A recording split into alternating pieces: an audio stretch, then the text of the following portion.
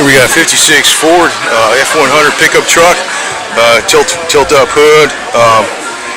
Took 5 years to build it. You can see it's decked out pretty as all hell, man. Got the serpentine belt system on here, and see the extra fancy hoses at the, of course, the aluminum radiator and electric fan. It's nice, kind of like a burgundy color. It's 5-spoke wheels. The hydraulics on the metal tonneau cover, I guess you would call that. Wood bed. Looks damn good, solid, man. A lot of work in this car, for sure. A lot of work.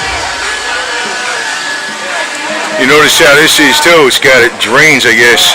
So when you close that, it's all sealed up, stays nice and dry in there. Not sure where probably change the gas filter on it too. Yeah, it's not up on the normal place where it is, but not sure where you fill it up. Probably down in, oh yeah, right there. Right there. A lot of people, they take that gas tank out of the cab. Also gives you some room behind the seat when you do that, right? Good to go. Never seen this truck here too, 1956 Ford.